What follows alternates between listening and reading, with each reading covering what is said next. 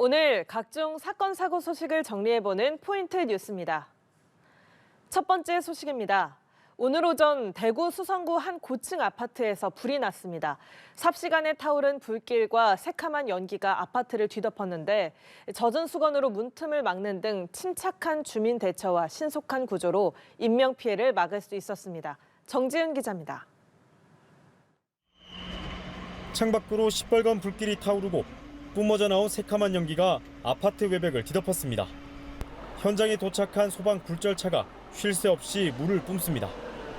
오전 9시쯤 25층 아파트 건물 15층에서 불이 났습니다. 검은 연기가 많이 쏟아졌어요. 쏟아지자마자 막 붉은 불꽃이 막 나오는데 순식간에 막 몇천 가지 내려와요. 거센 불길과 연기에 소방당국은 한때 대응 1단계를 발령하고 소방차 등 장비 50여 대와 소방관 130여 명을 현장에 투입했습니다. 불은 2시간여 만에 모두 잡혔습니다.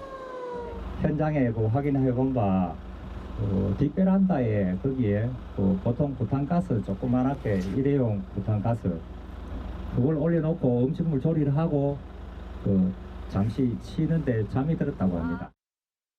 해당 아파트는 건설 당시 법적으로 16층 이상인 경우 스프링클러 설치 대상이지만 불이 난 곳은 15층으로 설치 대상은 아니었던 것으로 확인됐습니다. 이 불로 불이 난 아파트 15층 건물이 모두 불타고 건물 외벽과 아파트 40여 세대가 화재 그을림 등 피해가 났습니다. 주민 30명이 대피 과정에서 연기를 마셨지만 젖은 수건으로 문틈을 막는 등 침착한 대처로 큰 인명피해는 없었습니다. 그래서 막 수건 들고 물 묻혀서 나왔다가 엘리베이터 안도 까맣게 다 연기가 가득 차서 옥상으로 다시 갈 수밖에 없었어요. 현장 소방대원들의 신속한 구조 활동과 주민들의 대처가 삽시간에 번진 화재 현장 속에서 빛을 발했습니다. 연합뉴스TV 정준입니다. 두 번째 소식입니다. 경북 포항의 한 아파트에서도 가스 폭발로 추정되는 화재 사고가 발생했습니다. 집에 있던 60대 남성이 숨지고 20대 아들 2명이 화상을 입어 병원에서 치료를 받고 있습니다. 경찰은 방화의 무게를 두고 사고 원인을 조사하고 있습니다. 윤석희 기자입니다. 아파트 유리창이 폭탄을 맞은 듯 깨지고 베란다 안전바가 외벽으로 꺾여 넘어졌습니다. 건물 바로 옆 주차장에 널브러진 파편 등 잔해가 사고 당시 충격을 보여줍니다. 소방대원들이 깨진 유리창과 떨어진 건물 잔해를 제거하고 안전사고를 막기 위해 로프로 건물 잔해를 묶어 조치를 취합니다. 사고가 난 건 오전 11시 30분쯤 아파트 4층에서 펑하는 굉음과 함께 불이 났습니다. 이 펑하면서 유리하고 저게 다 나온 것 같더네요. 보니까 저 유리 나온 게 떨어져가. 그래 여기 바닥에 불이 한참 있었어요. 불은 20여 분 만에 꺼졌지만 60대 아버지 A씨가 숨졌고 20대 작은 아들 B씨가 전신에 3도 화상을, 다른 방에 있었던 큰아들 C씨도 2도 화상으로 병원으로 이송됐습니다. 화재에 놀란 이웃 주민들은 모두 대피해 인명피해는 없었지만 대피 과정에서 주민 10여 명이 연기를 마셔 치료를 받았습니다. 폭발 화재 사고로 인근 세대도 건물이 부서지거나 그을리는 등 피해가 났습니다. 막상 집에 들어가 보니까 막 폭탄 맞았는 것 같이 막 천장 아무리 물이 막 새고 막 우리 거실에 엉망진창이 들어있다 지금 유리창도 깨지고. 사고 당시 경찰 112 상황실로 아버지가 불을 붙였다는 신고가 접수된 것으로 전해졌습니다. 경찰은 부탄가스 등을 사용한 방화 가능성을 염두에 두고 정확한 화재 원인을 조사하고 있습니다. 연합뉴스TV 윤석입니다. 다음 소식입니다. 경기 수원의 한 외국인 전용 클럽에서 마약 사범이 무더기로 검거됐습니다.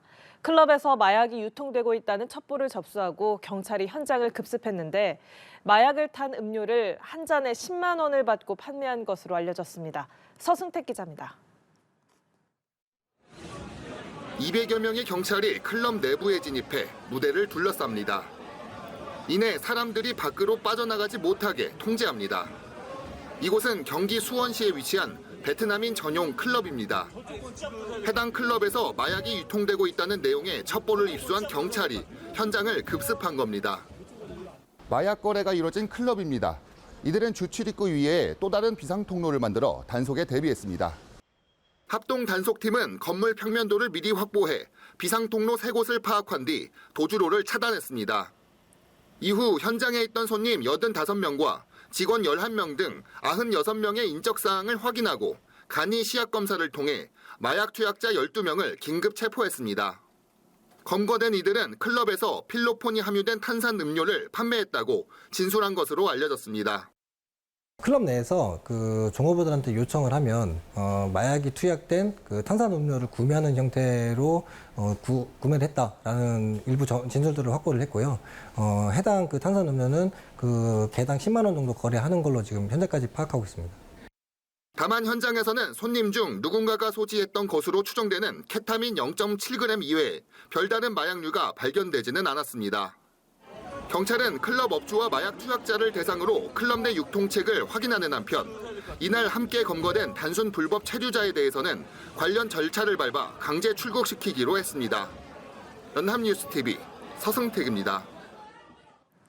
마지막 소식입니다. 양주시의 한 태권도장에서 만 3세 남자아이가 말린 매트에 끼어 숨진 지 4개월이 흘렀습니다. 가해자인 태권도장 관장은 여전히 장난이었다며 혐의를 부인하고 있는데요. 법정에서 뇌사 상태에서 호흡기를 뗀 건 유족이라고 주장한 것으로 전해졌습니다. 김선웅 기자의 보도입니다. 남자아이가 관장의 손에 들려 매트 안으로 들어갑니다. 발버둥 치지만 관장은 아랑곳 않고 더 깊숙이 밀어넣습니다. 상태를 확인하러 온 사범은 매트 안을 들여다만 볼 뿐 아무 조치도 취하지 않습니다. 그렇게 20여 분이 지나 만 3세 도하는 숨이 멎었습니다. 아동학대 살해 혐의로 구속 기소된 관장은 처음부터 장난이었다며 고의성이 없었다고 주장하고 있습니다. 왜 그랬냐 했더니 아유 장난이에요 장난.